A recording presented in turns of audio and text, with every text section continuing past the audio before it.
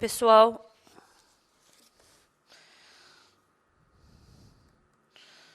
A gente escutando sobre a palavra de Mateus capítulo 5,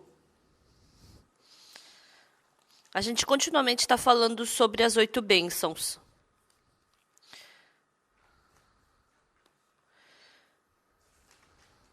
Então, está continuamente falando sobre bem-aventurados, humildes de espírito, bem-aventurados que choram.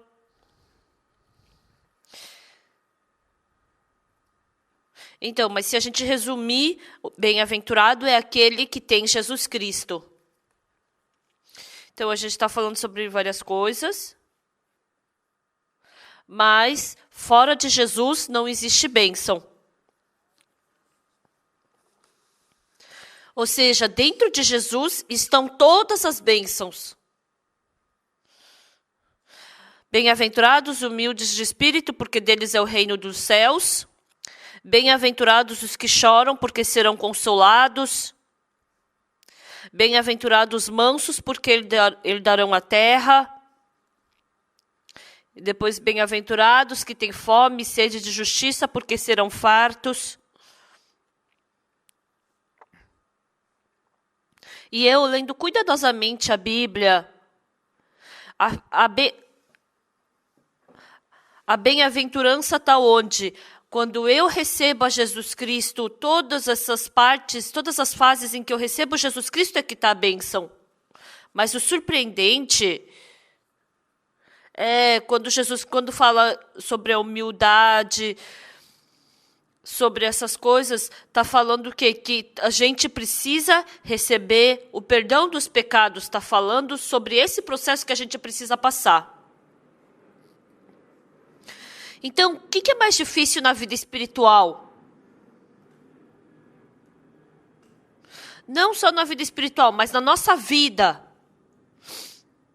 É controlar o seu coração. É muito fácil para o rei controlar o país. Porque, conforme a ordem do rei, o país tem que obedecer. Mas a pessoa querer se controlar, governar a sua vida, ela não consegue.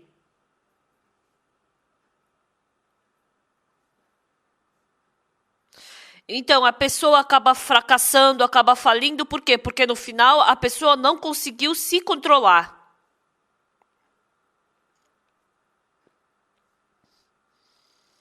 Por muito tempo eu ensinei, como aconselhador na prisão. No começo eu não sabia disso lá na prisão.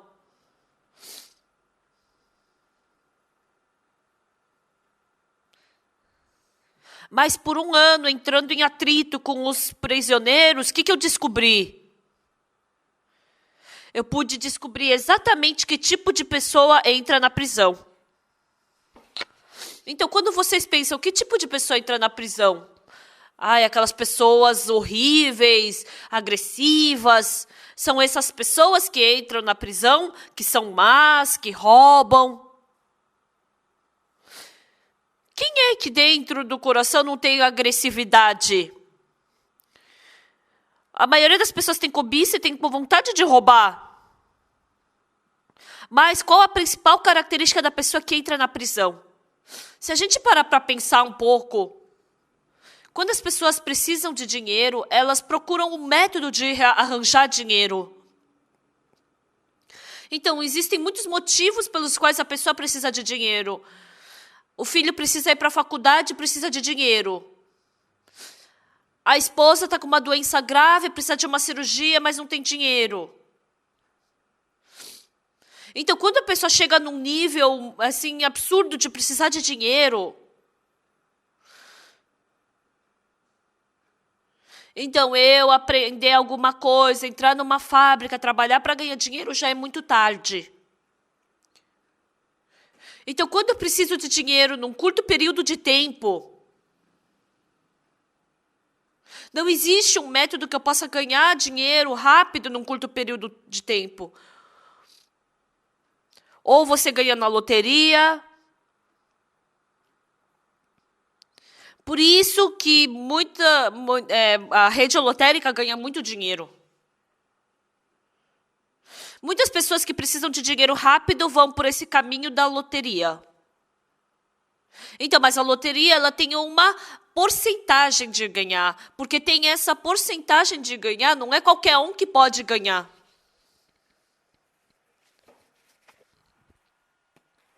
Então, se você roubar, você pode ganhar dinheiro. Mas também tem a possibilidade de você ser pego. Mas nessa terra existem tantas pessoas que têm tentação de querer roubar. Mas, dentre tantas pessoas que têm vontade de roubar, algumas roubam. Por que algumas, precisando roubar, não roubam? Porque se elas forem pegas, elas têm que ir para a prisão e têm que sofrer e ficar angustiado o resto da vida na prisão. Por isso que elas acabam não roubando. Mas quais são os tipos de pessoas que roubam? Elas fazem um plano. Se eu roubar assim, eu não vou ser pego. Eu não vou ter dificuldade. Então, as pessoas têm esse tipo de pensamento. A pessoa que não se conhece exatamente, as pessoas que roubam, roubam por quê? Se eu fizer assim, eu não vou ser pego. A pessoa que trapaceia, por que ela trapaceia? Ah, se eu enrolar ele, ele vai cair. As pessoas que têm certeza no seu pensamento. Então, no coração da maioria das pessoas, embora ela não roube, embora ela não adultere, embora ela não roube, embora ela não trapaceie, embora ela não faça o mal, mas a maioria das pessoas tem essa possibilidade de fazer o mal. Ela tem a possibilidade de mentir, ela tem a possibilidade de trapacear, ela tem a possibilidade de fazer o mau pecado contra outra pessoa.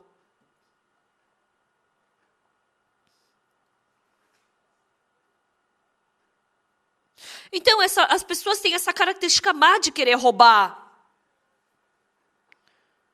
Mas porque a pessoa pensa que está se controlando bem, elas não têm medo desse tipo de pensamento e nem ficam preocupadas com isso. Vamos supor, se tem uma víbora desse tamanho no seu quarto. Então tem uma grande possibilidade dos seus filhos ou dos seus irmãos morrerem envenenados. Então, você vai querer entrar naquele quarto e morar com aquela víbora? Não. Porque você sabe que se aquela víbora te morder, te picar, você pode morrer. Mas a maioria das pessoas vivem com a víbora e essa víbora destrói. Essa víbora faz com que a pessoa seja destruída. Se a pessoa não tiver esse tipo de pensamento que a víbora pode te prejudicar, ela vive junto com ela.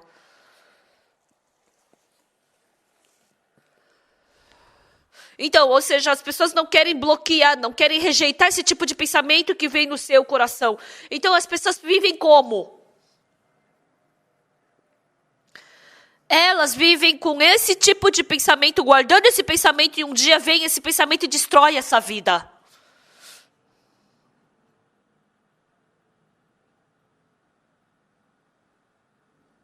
Então, a gente tem muitas ferramentas na nossa vida. A gente utiliza muito carro, televisão, máquina de lavar, geladeira, ar-condicionado. Existem muitas coisas para a gente controlar. Então, com o carro eu posso ir confortavelmente por uma longa distância. Então, através da televisão eu posso ver uma notícia bem distante. Então, a roupa que eu podia lavar com a minha mão, a máquina de lavar lava na hora. O ar-condicionado refresca o meu quarto. Dessa mesma forma. Então, assim como essas máquinas fazem a nossa vida ficar confortável, o mundo do coração é igual. Então, os humildes de espírito, os que choram, os mansos, os que têm fome e sede de justiça, as pessoas que têm esse tipo de coração, têm uma vida muito diferente das pessoas que não têm esse tipo de coração.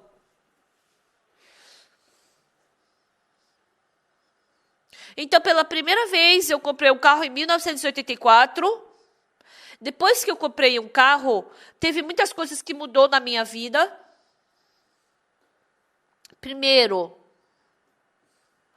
a roupa que eu vesti começou a mudar. No inverno, quando eu saía,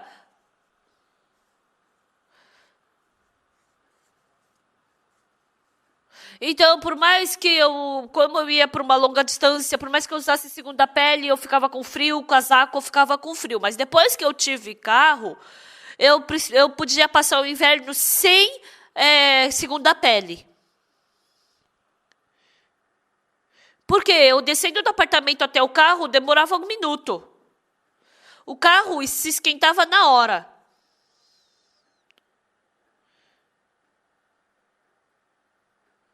Então, se eu fosse por um edifício, descendo do carro, demorava no máximo 5, 10 minutos. Então, no inverno, bem frio, eu não tinha motivo de ficar fora de casa por muito tempo. Então, a roupa mudou. Até o inverno, eu podia passar com uma roupa mais leve. Então, depois que eu adquiri um carro, eu quase não usei mais casaco, nem uma capa de chuva. Não só isso. Então, quando eu ia para o estudo bíblico na prisão das mulheres,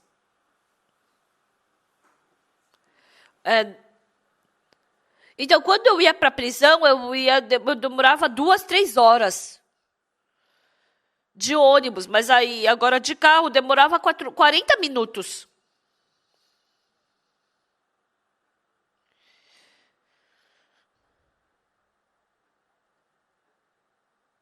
Então, quando eu andava de carro, eu ganhava um presente, eu botava no porta-malas, eu podia andar com meu filho, com a minha esposa, com a minha filha no carro. Então, se eu tiver um carro, é bom. Se eu tiver um ar-condicionado, uma máquina de lavar, uma geladeira, tudo isso é muito bom. Mas uma pessoa pobre que não tem máquina nenhuma,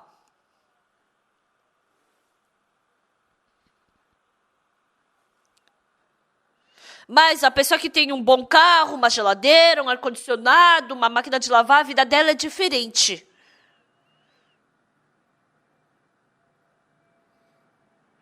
Então, eu tenho umas casas que são tão pobres que só tem uma panela e 2 tigelas. Então, é a mesma coisa ao mundo do coração. Então, é a mesma pessoa. É a mesma pessoa. Mas tem pessoas que têm amor no coração e tem pessoas que não têm amor no coração. É muito diferente a pessoa que tem paciência e a pessoa que não tem. A pessoa que tem sabedoria e a pessoa que não tem. A pessoa que tem paz e a pessoa que não tem. A pessoa que tem esperança e a pessoa que não tem. Por isso, quando vocês vão subir uma montanha, se você subir uma montanha toda congelada, você precisa de um sapato especial. Você precisa de várias vestes especiais para subir essa montanha. Você tem que levar... Você leva vários materiais para poder subir a montanha. Você subir a montanha congelada, assim, sem nada especial, é muito difícil. Agora que eu tenho com bastante idade, eu uso óculos para ler o livro. Eu fico agradecido porque o óculos que eu usava há 20 anos, eu uso o igual até agora. Porque cada vez que eu leio a Bíblia, eu uso óculos. Porque a hipermetropia está vindo bem devagarinho para mim. Por mais que eu use óculos, esse óculos faz com que a minha vida fique muito mais clara.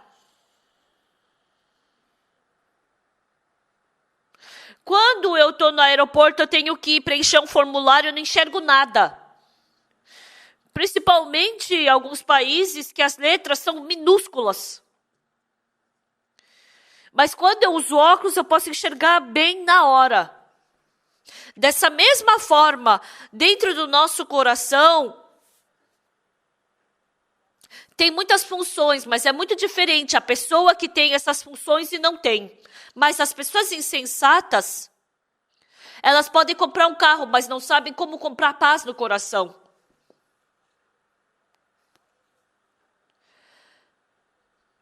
Elas podem comprar um ar-condicionado que refresca o seu corpo, mas não podem comprar uma paz que refresca seu coração. Assim como quando eu preciso escalar uma montanha, eu preciso ter um sapato especial e algumas outras coisas materiais especiais. Quando eu vou nadar, eu preciso de um maiô. Eu preciso de um óculos. E se eu tiver um pé de pato, é muito melhor, eu posso ir muito mais longe. Dessa mesma forma, o que Jesus Cristo está falando em Mateus capítulo 5, se você de uma forma humilde for para diante de Jesus Cristo e receber salvação, você precisa desses tipos de corações. A Bíblia está falando isso. Está escrito, bem-aventurados humildes de espírito, porque deles é o reino dos céus. Até ontem a gente falou, bem-aventurados que têm fome e sede de justiça, porque serão fartos. Hoje, depois está escrito assim na Bíblia, bem-aventurados misericordiosos, porque alcançarão misericórdia. Então, bem-aventurados misericordiosos, porque alcançarão misericórdia. Então, dentre as parábolas que Jesus Cristo contou, a mais famosa é do filho pródigo. O filho pródigo um dia partiu do seu pai e gastou todos os bens do seu pai. Mas um dia, perdendo tudo, ele foi morar num chiqueiro.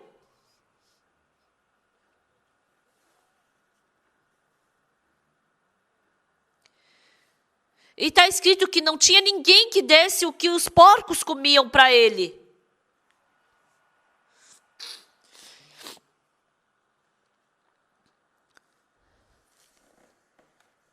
E depois o coração do filho pródigo mudou como ele se arrependendo, disse, quantos trabalhadores do meu pai têm pão com fartura e eu aqui morro de fome? Então, quando ele saiu da casa do pai, ele pensou que ele podia ganhar dinheiro e podia viver bem. Mas agora ele não tinha o que comer, não tinha o que vestir, não tinha onde dormir, ele acabou vivendo como um porco.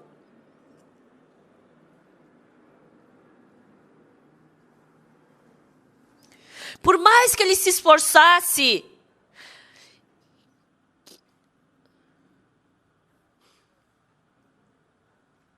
ele não tinha um método de sair da solidão, da fome, do frio, da tristeza, da angústia. Vocês acham que ele estava ali no chiqueiro porque ele queria? Ele devia querer comer bem com o pai, viver bem, comer bem, mas ele não estava conseguindo fazer do jeito que ele queria. Queria viver como o pai. Ele procurou vários métodos.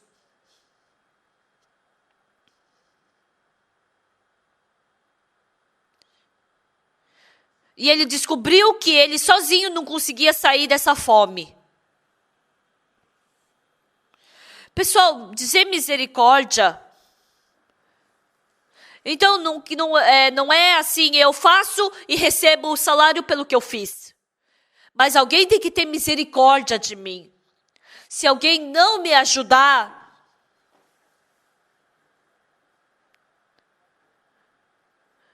eu acabo descobrindo que se alguém não me ajudar, eu não posso sair dessa fome sozinho. O segundo filho, o filho pródigo, que ele usou todos os seus métodos, mas nada dava certo. E naquele tempo, o que o filho falou? Então, caindo em si, disse, quantos trabalhadores de meu pai têm pão com fartura e eu aqui morro de fome? Eu vou morrer aqui. E todos os trabalhadores do meu pai têm pão com fartura e eu aqui morro de fome. Ele descobriu que o lugar dele era a morte.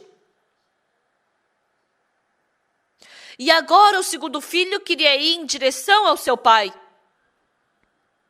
Se for para a casa do pai, tem misericórdia. Se ele for para a casa do pai, tem misericórdia. Então, não é eu receber salário pelo trabalho que eu fiz. Mas ele queria simplesmente ir para a casa do pai e receber misericórdia. E o segundo filho estava indo em direção à casa do pai. Para ir para a casa do pai e receber misericórdia, ele foi para diante do pai e falou: Pai, pequei contra o céu e diante de ti. Já não sou digno de ser chamado teu filho. Naquele momento, o pai começou a falar: Trazei depressa a melhor roupa, veste-o, ponde-lhe um anel no dedo e sandálias nos pés. Trazei também e matai o novilho cevado. Comamos e regozijemo-nos. Todas essas coisas que saem da casa do pai, que saem da boca do pai, é misericórdia. Ele, quando falou trazer a melhor veste, ele não falou isso aqui vale tanto.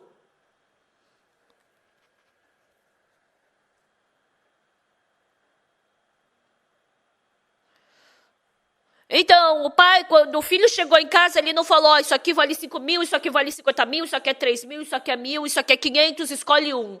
Quanto você tem de dinheiro? Ou você sabe quanto que é um novilho cevado? Será que a gente mata um novilho cevado, ou um coelho, ou um grilo? O que você quer comprar?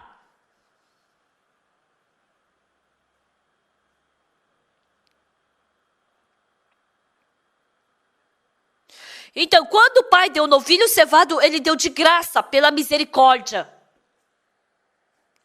Isso daqui eu não estou te dando pelo preço do seu esforço. Isso daqui não é o salário do teu trabalho. Eu estou te concedendo misericórdia. Então, o que Deus está nos ensinando? Então, bem-aventurados misericordiosos, porque alcançarão misericórdia. O ser humano, assim como o filho pródigo, não tem como receber nada pelo salário. O que ele pode receber de Deus é somente misericórdia. Porque as pessoas não sabem muito bem disso. O que aprendem nesse mundo? Eles aprendem a economia, aprendem negócio. Então, eles aprendem o quê? Se eu der tanto dinheiro por isso, eu posso comprar. Aprendem o sentimento da economia. Mas esse mundo de Deus não tem nada a ver com a economia. Então, é um terno que custa 50 mil dólares. Mas eu vou te dar de graça. Então, para comprar esse novilho cevado, precisa de uns 10 mil dólares. Mas eu vou te dar de graça. Eu vou te dar o anel de graça, tudo eu vou te dar de graça. Sabe o que a Bíblia nos ensina? Então, o segundo filho somente podia morrer no chiqueiro. A única forma dele sobreviver era recebendo misericórdia diante do pai. Ele, se não fosse a misericórdia do pai, não poderia ganhar nada. A Bíblia está nos ensinando isso.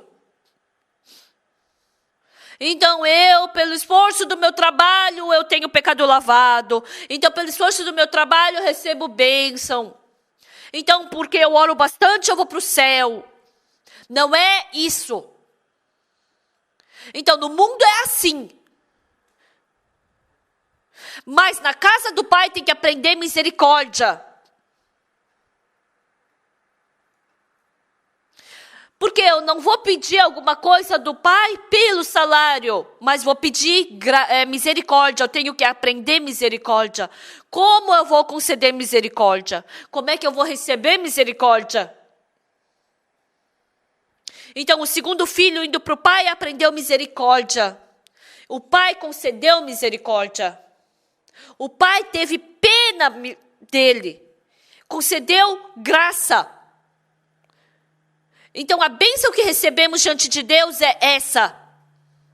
Porque as pessoas não conhecem o que é graça e misericórdia. Elas pensam que tem que se esforçar para receber misericórdia. Elas pensam que elas têm que fazer bem para receber graça.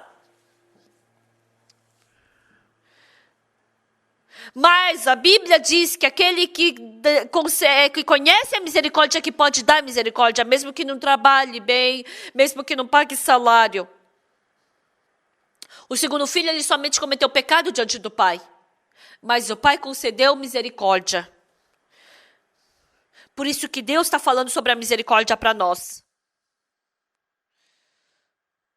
Vocês também, quando forem para diante de Deus, que vocês recebam misericórdia. Que vocês não vivam uma vida recebendo um salário pelas coisas que você faz. Até a próxima. Muito obrigado. Tchau.